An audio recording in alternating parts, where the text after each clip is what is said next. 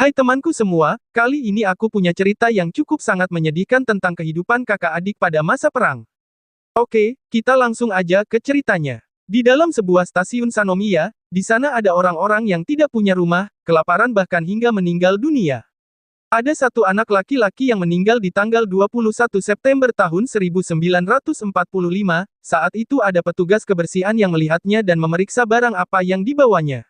Saat itu, dia menemukan sebuah kaleng permen, petugas mencoba membukanya namun tidak berhasil maka dia melemparnya keluar. Kaleng itu terbuka saat menyentuh tanah, di mana isinya adalah tulang dan abu. Di saat itu juga, muncullah roh anak kecil perempuan dengan banyaknya kunang-kunang yang berterbangan. Ketika dia melihat kakaknya terbaring, dia akan berlari namun ada tangan yang menghentikannya. Dia pun tersenyum gembira melihat roh kakaknya dan mereka bergandengan tangan pergi naik kereta sambil makan permen dari kaleng permen kesukaan mereka. Dan inilah kisah dua anak itu dimulai, saat itu seluruh warga panik karena ada serangan udara. Mereka berlarian mengungsi untuk mencari tempat perlindungan. Demikian juga dengan Seita mempersiapkan diri dengan menyimpan bahan makanan dan barang lain di bawah tanah. Ibu pun membenahi pakaian Setsuko, adik Seita, dan berpesan untuk patuh pada kakak. Ibu yang memiliki sakit jantung juga mempersiapkan diri untuk segera berangkat ke tempat perlindungan. Seita segera menggendong Setsuko dan membawa barang yang diperlukan tapi ada peringatan serangan udara. Seita segera mengenakan sepatunya dan berlari keluar, pesawat musuh sangat banyak melintas di udara sambil menjatuhkan bom. Seita merasa bingung sedangkan api mulai membakar rumahnya juga rumah sekitar dan bom masih saja berjatuhan. Warga juga panik berlarian, Seita dan Setsuko juga berlari dan mereka berhenti di dekat sungai untuk beristirahat sejenak. Setsuko sangat ketakutan, api pun semakin besar membakar rumah-rumah penduduk. Saat beristirahat, Setsuko bertanya, "Di mana ibu?" Seita menjawab, "Tentu saja di tempat perlindungan, di sana bisa menahan 250 kilo bom jadi ibu pasti baik-baik saja." Mereka berencana ke stasiun untuk bertemu ibu. Setsuko berkata bahwa satu sepatunya sudah hilang, Seita pun berjanji membelikan sepatu yang baru. Setsuko menjawab bahwa dia memiliki uang sambil mengeluarkan dompetnya yang berisi mainan dan beberapa uang koin. Dan hujan pun turun. Mereka segera melanjutkan perjalanan dan melihat rumah-rumah telah menjadi hancur, ada juga penduduk yang telah meninggal dunia. Penduduk yang selamat berkumpul dan ada pengumuman segera ke gedung sekolah untuk mendapat perawatan. Setsuko mengeluh matanya yang sakit dan Seita berkata kita akan ke gedung sekolah dulu. Saat antri pemeriksaan, teman ibu memberitahu Seita bahwa ibunya sedang sakit, maka Seita segera mencari ibunya sedangkan Setsuko dijaga oleh teman ibu itu. Seita bertemu teman ayah memberikan cincin milik ibu dan segera mengantarkannya. Seita melihat ibunya sedang sakit parah terkena ledakan. Teman ayah berkata sebaiknya ibu dibawa ke rumah sakit Keisei di Nishinomiya dan saat itu ibu baru saja bisa tertidur. Seita keluar menemui Setsuko, Setsuko minta minum. Selesai minum, Seita memasukkan cincin ibu ke dompet Setsuko dan meminta Setsuko menjaganya. Seita juga berkata bahwa ibu sedang sakit. Setsuko ingin bertemu ibu tapi Seita berbohong bahwa ibu ada di rumah sakit di Nishinomiya, besok mereka akan ke tempat tante di Nishinomiya. Seita pun diambilkan ransum makanan oleh teman ibu tapi Setsuko mulai menangis karena ingin bertemu ibu. Seita pun terdiam memikirkan sesuatu. Lalu Seita mencoba menghibur Setsuko dengan berayun-ayun di tiang olahraga, tapi Setsuko tetap menangis. Besoknya ibu telah meninggal dunia sebelum dibawa ke rumah sakit. Abu ibu dibawa Seita ke rumah tante. Saat sampai di rumah tante, Seita menyembunyikan abu ibu dan masuk rumah disambut Setsuko dan tante. Terpaksa Seita menyembunyikan kematian ibu dari Setsuko dan juga tante. Saat malam, diam-diam Seita membawa masuk abu ibu. Besoknya Seita pergi ke reruntuhan rumahnya untuk mengambil barang-barang simpanan. Lalu memberikan bahan makanan itu pada tante. Tante terlihat sangat senang. Saat itu Seita berkata jujur pada tante bahwa ibu telah meninggal dunia saat di gedung sekolah. Tante sangat terkejut dan bertanya kenapa tidak mengatakannya.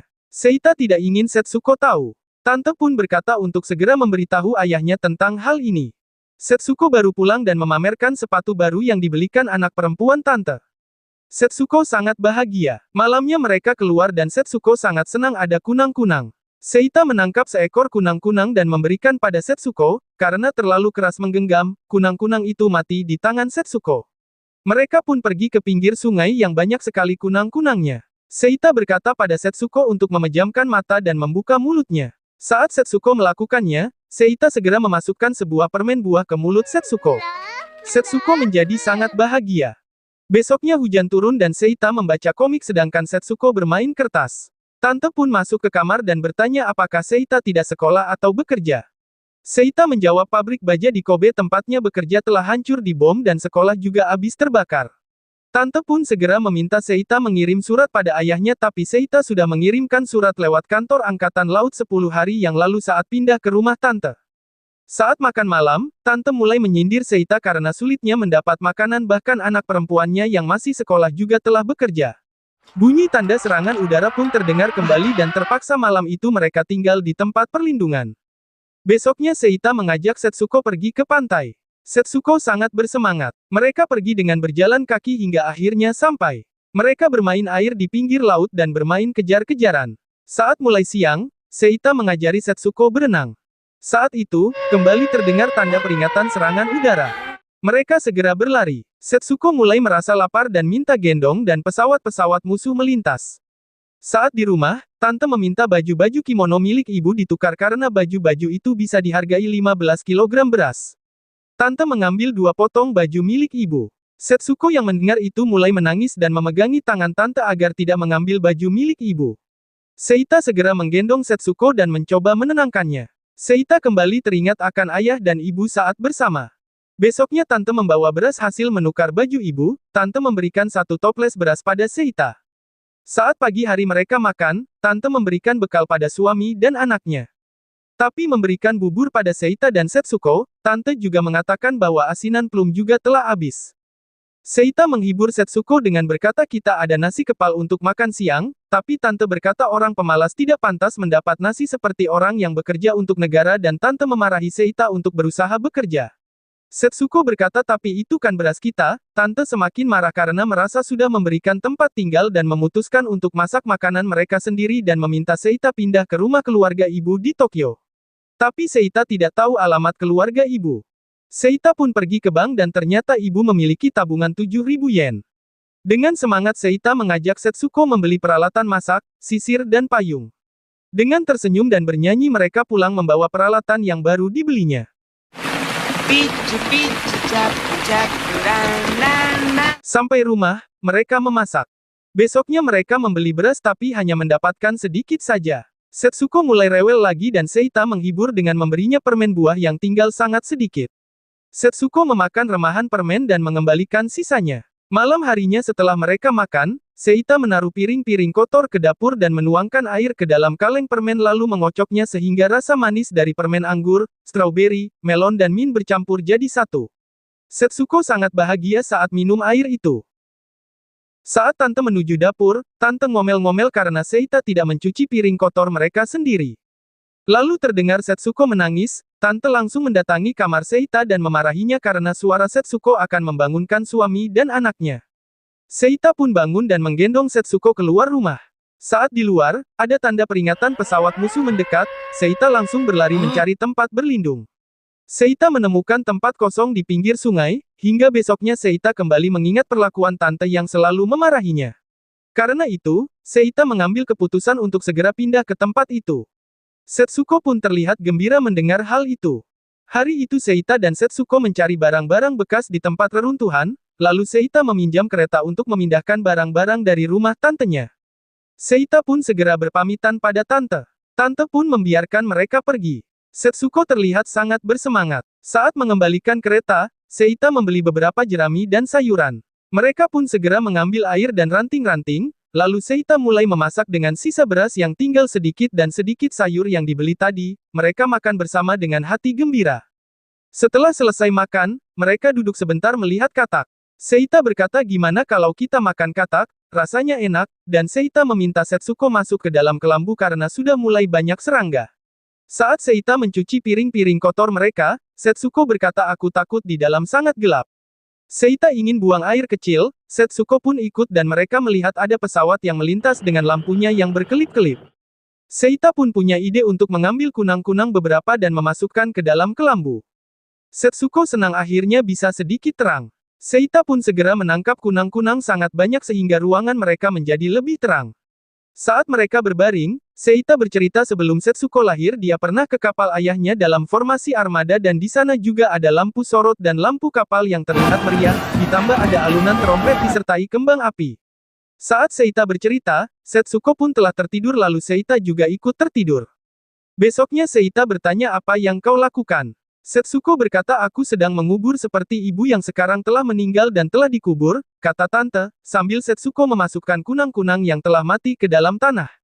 Mendengar itu, Seita menangis sambil ditahan. Lalu Seita berkata kapan-kapan kita ke makam ibu yang ada di dekat Nunobiki dekat pohon besar. Setsuko juga menangis dan bertanya, mengapa kunang-kunang cepat sekali mati?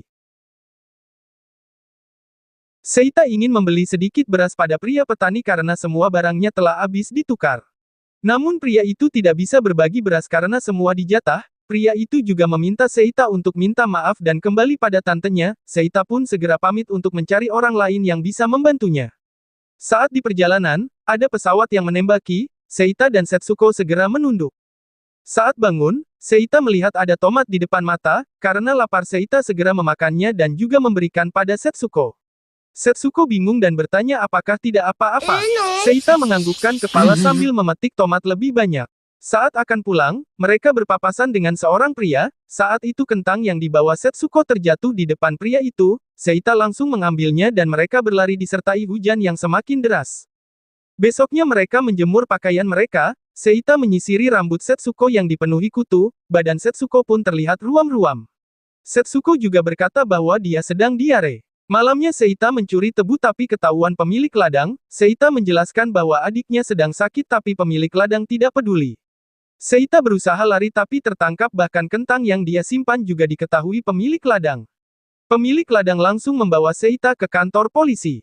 Setsuko memanggil-manggil Seita. Saat di kantor polisi, polisi meminta pemilik ladang itu pergi. Tapi pemilik ladang tidak mau pergi, polisi pun berkata kau sudah memukuli anak ini dan hal ini disebut penganiayaan. Karena takut di penjara, pemilik ladang pun akhirnya pergi. Polisi pun membebaskan Seita. Saat keluar ternyata Setsuko menunggu di depan dan langsung berlari memeluk Seita. Seita menangis dan berusaha menghapus air matanya. Melihat Seita menangis, Setsuko berkata, bagian mana yang sakit? Mau kupanggilkan dokter? Sejenak Seita melihat Setsuko dan segera memeluknya sambil menangis. Setsuko juga berkata aku ingin ke kamar mandi. Seita segera menggendongnya dan berlari pulang.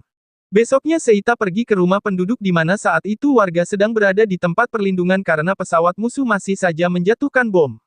Tentu saja ini kesempatan Seita untuk mencuri makanan. Sedangkan Setsuko berada di rumah dan tertidur karena sedang sakit. Seita pulang dan membawa nasi dan labu kuning untuk Setsuko. Saat itu Setsuko berkata tidak suka labu. Seita segera membangunkannya dan berkata kalau kamu tidak mau makan, ayah akan memarahiku. Lalu Seita menyuapi Setsuko. Malamnya saat pesawat musuh kembali menyerang, saat itulah Seita kembali ke rumah penduduk untuk mencuri barang-barang. Seita pun bersemangat dan tertawa karena akhirnya bisa memberikan makanan yang layak untuk Setsuko.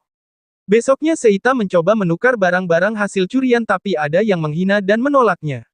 Seita pun pulang dan melihat Setsuko terbaring di tanah. Seita mencoba membangunkannya dan dengan lemas Setsuko meminta air. Saat itu juga, Seita membawa Setsuko ke dokter dan dokter berkata tubuh Setsuko melemah karena kekurangan nutrisi dan yang dibutuhkannya hanya makanan, tapi dokter juga tidak menawarkan bantuan apapun. Seita pun menggendong Setsuko pulang, di perjalanan ada penjual es batu yang memotong balok es. Seita berhenti sejenak dan menyuapkan remahan es di tanah ke Setsuko sambil bertanya apa yang ingin kamu makan. Setsuko menjawab tempura, sashimi, jelly, es krim dan juga permen buah. Seita berkata baiklah, aku akan menarik uang dan membelikanmu makanan. Setsuko kembali berkata, jangan tinggalkan aku sendirian. Seita mencoba menenangkan Setsuko dengan berkata, jangan khawatir Setsuko, aku tidak akan meninggalkanmu, aku janji. Setsuko pun tersenyum. Saat Seita mengambil uang, dia mendengar pembicaraan bahwa Jepang telah menyerah tanpa syarat. Seita pun terkejut dan bertanya bagaimana dengan armada laut. Seorang pria menjawab semua sudah hancur tenggelam, tidak ada satupun yang terapung. Dengan marah Seita menarik baju pria itu dan bertanya kembali, apakah kapal ayahku juga tenggelam karena itu dia tidak membalas suratku. Pria itu menjawab, mana aku tahu, sambil mendorongnya. Seita pun berlari keluar dan terduduk sambil mengeluarkan foto ayahnya menyadari bahwa ayahnya juga telah meninggal dunia. Seita pun berjalan pulang sambil melihat foto ayahnya. Saat sampai di rumah, Setsuko berbaring sambil bergumam, itu naik, lalu, turun lagi, oh, kunang-kunangnya berhenti, sambil mengunyah sesuatu di mulutnya. Seita melihat ada kaleng permen yang isinya berganti kelereng mainan. Seita segera mengeluarkan mainan dari mulut Setsuko. Seita berkata, ini bukan makanan Setsuko, aku akan membuatkan makanan, pasti kamu suka. Setsuko berkata, kakak, ini satu untukmu, sambil menunjukkan dua buah batu, aku membuatkan nasi kepal untukmu, Setsuko berkata dengan tubuh yang sangat lemah meminta Seita mengambil satu. Mendengar itu, Seita menangis dan segera mengeluarkan semangka. Seita pun segera memotongnya dan menyuapkan ke mulut Setsuko. Dengan lemah Setsuko berkata, ini, enak. Oishi. Seita pun memberikan potongan semangka ke tangan Setsuko dan berkata, aku akan membuatkan bubur dan telur untukmu, semangka ini untukmu, aku taruh di sampingmu. Dengan lemah, Setsuko berkata, kakak, terima kasih. Sejak itu, Setsuko tidak pernah bangun lagi. Seita pun memeluk Setsuko dan di luar hujan turun dengan derasnya. Besoknya Seita membeli arang untuk kremasi. Penjual itu berpesan untuk melakukannya di kuil dan memakaikan pakaian dengan lembut dan menggunakan batang buncis menyalakan apinya. Seita menuju atas bukit lalu memasukkan Setsuko ke dalam kotak kremasi, beserta barang-barang kesayangannya, tapi kaleng permen disimpan oleh Seita. Seita memandangi Setsuko sejenak dan mulai membakarnya. Seita duduk di sana hingga malam pun datang dan api pun mulai padam. Seita ditemani banyaknya kunang-kunang yang beterbangan. Pagi berikutnya, Seita menyimpan abu Setsuko di dalam kaleng permen lalu menuruni bukit dan tidak pernah kembali ke sana. Kini mereka kembali bersama, duduk di atas bukit dan Setsuko tidur di pangkuan Seita.